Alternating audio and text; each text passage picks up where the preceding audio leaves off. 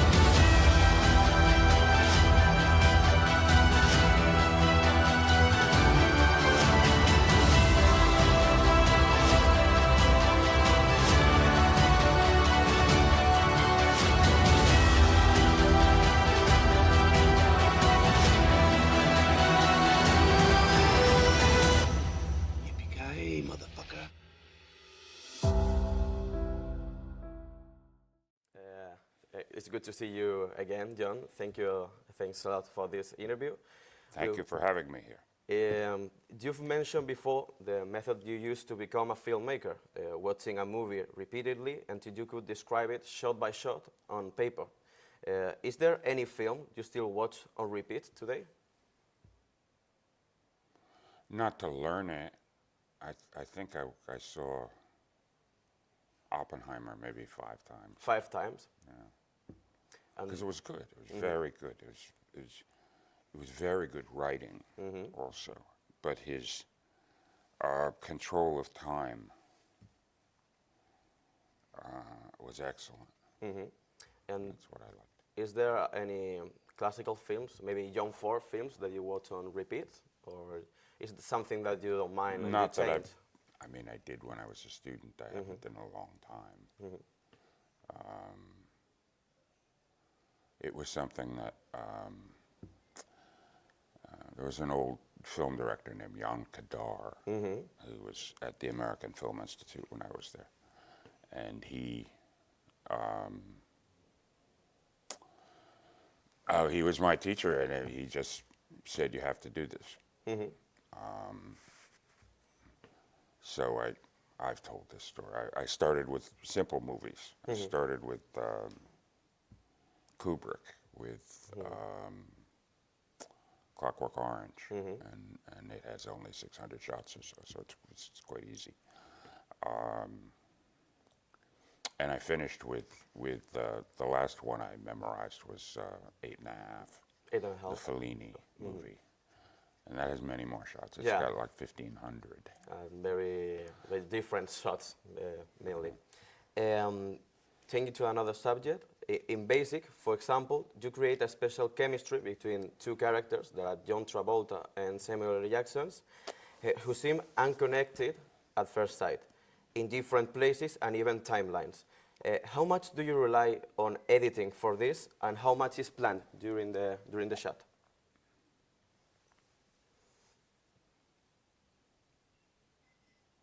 I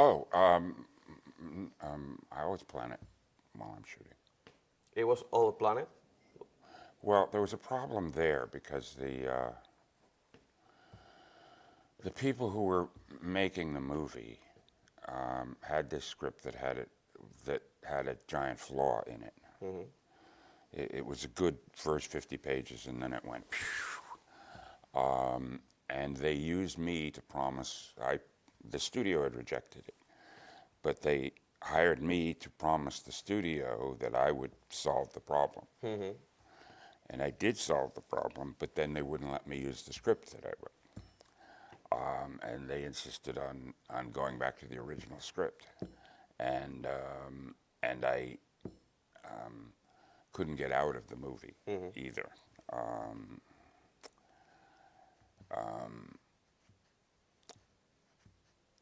and they wouldn't. They also said that if I told the studio, they'd sue me. So what I did was I shot up to a certain point. See, the movie had no ending at all. I shot up to a certain point, and then we shut down, and I went back. Now I could speak to the studio. And I said, I have good news and I have bad news. The bad news is that they made me shoot the original script that you guys rejected.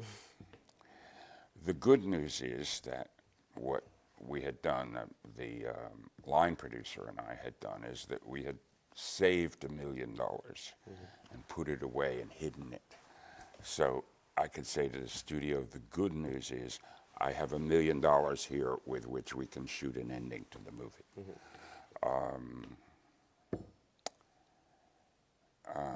So that's how that happened.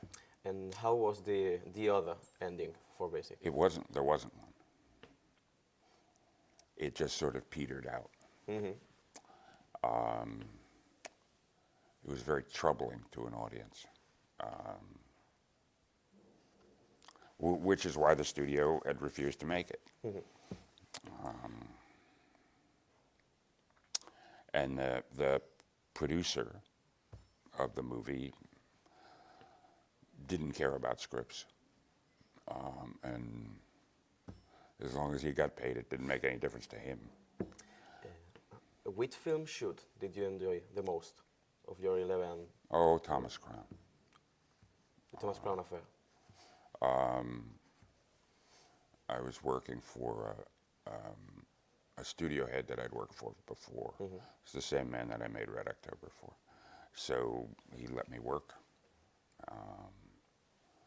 The original script of that was very different. It was all a caper movie. And there was like 30 pages of him, highly technical nonsense of him stealing another painting. And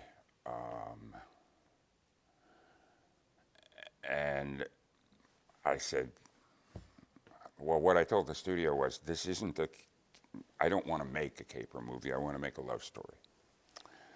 We've seen the caper movie, it's shop worn, other people have already done it.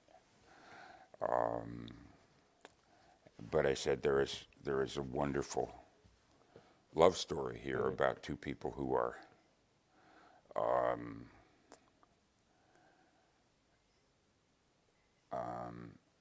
too tough, and they've sort of given up on love because they're both too hard. And I loved that idea. And it seemed to me that the only thing that should happen at the end is the audience didn't care about how he stole a painting. What the audience wanted was,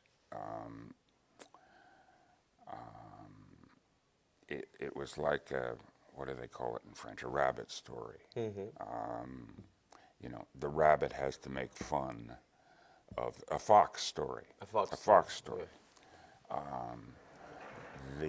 The fox has to make fun of the farmer. So I just made up that sequence of the men in the bowler hats, which was really just the fox making fun. It's a Renard story. That's the word. The fox making fun of the farmer, of the policeman.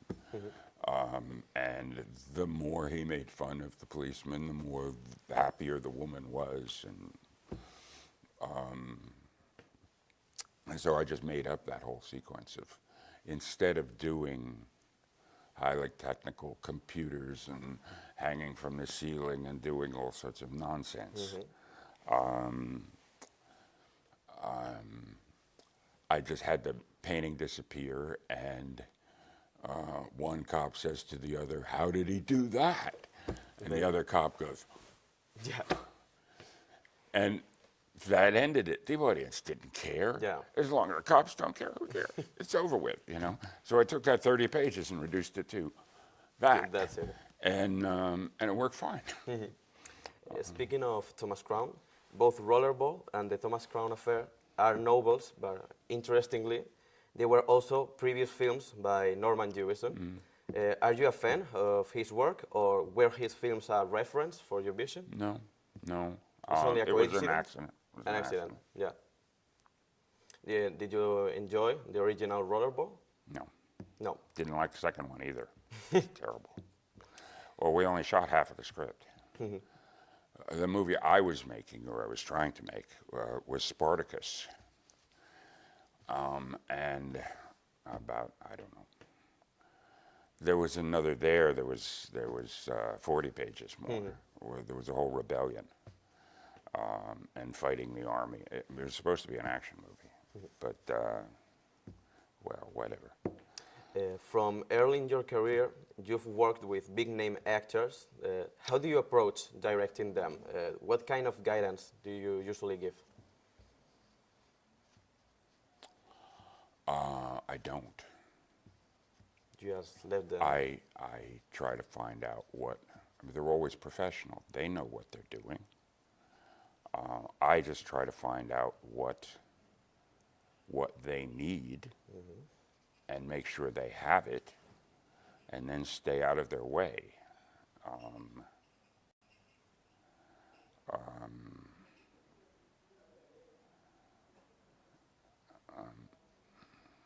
They wouldn't be that sort of actor unless they had learned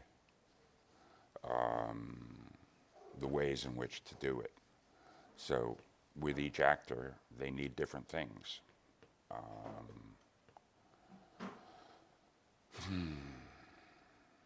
Like Sean Connery was always best on his second take. After that, it was good, but his best was his second take. So you should make sure that the camera's ready and the camera movement and everything else works so that it all finishes, so that it's all correct by the second take to get other people. Bruce Willis is best on his fifth take. So you have more time to get the camera move right and all of the focus and all those other things. And you try to arrive and make sure that everything's right by the fifth take. It's that, sometimes it's as simple as that. Do you allow room for improvisation? Yes, of course.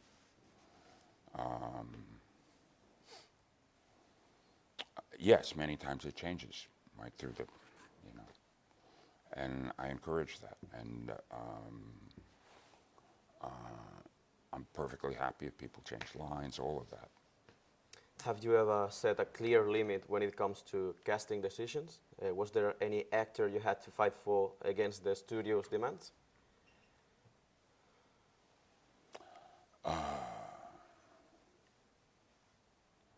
Well,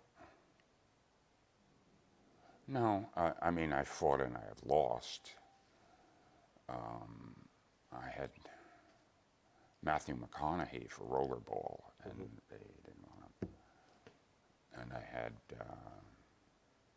well, whatever, I shouldn't talk about it.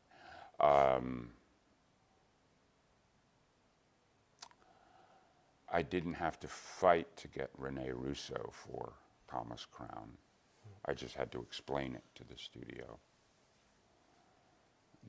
They had thought that it would be a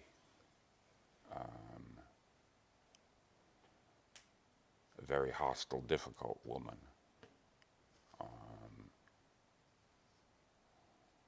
And I said, no, you should have a woman that everybody, that the audience likes.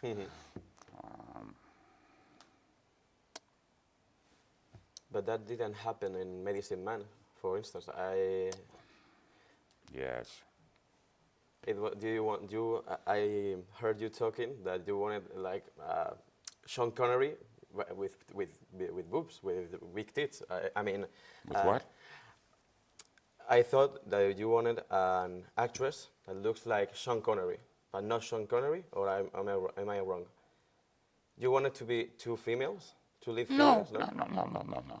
I wanted Sean Connery, but I had Lena Olin from Sweden to do the other part. And she's very strong. And she was,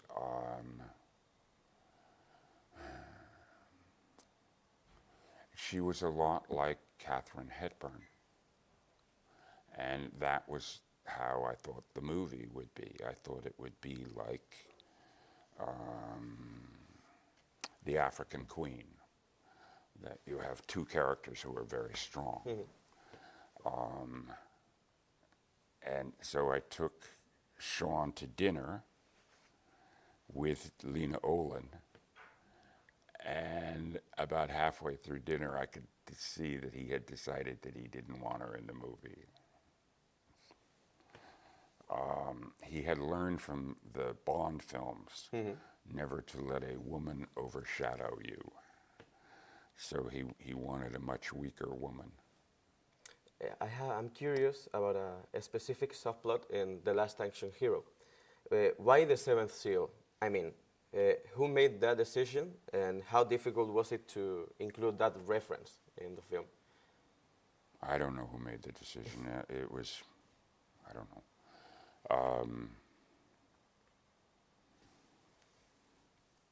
Was it hard to... I mean, I just wanted, I don't know, we wanted the character of Death to come on, come into the movie.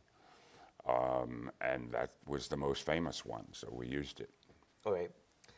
Do you see a big change in the way films are produced since 2000? Do you think this shift, when do you think this shift in mindset began? Around then. It was when all of the studios were bought up by much larger corporations. And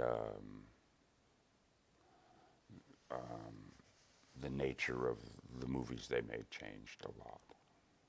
That's when they began making comic books. And just to finish, what are your favorite westerns? Favorite westerns? I don't know which one. I mean, I like all of the John Ford westerns. It doesn't have to be just one. You can tell. No, any of them are. They're all very similar. And half the time I don't know one from another. It doesn't matter. It's a particular style of storytelling that works. And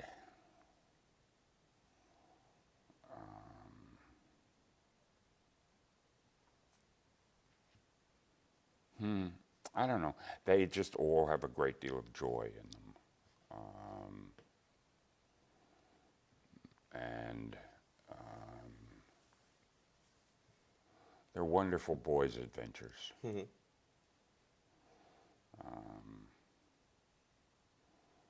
I moved when I got old enough that I wanted to have children. I moved away from Los Angeles because it's very hard to have children there. It distorts children terribly. And I moved to Wyoming, to John Ford land, because I saw that the children there were very different. They weren't afraid of adults. They would, if you saw a kid on the street, you could step right up to him and ask him a question, and he would answer it and look you right in the face. And he wasn't a wise ass. He was quite respectful, but he wasn't afraid of you either. And I liked that. And it seemed to be about the only place in the United States that was like that. It seemed they really liked children, and they treated them well. And both of my children have that style now, and I'm very happy about that. That's really nice. John, thank you so much for the interview, and it's a pleasure to have you here in Spain and in Murcia. It's a pleasure to be here. Thank you. Thank you so much.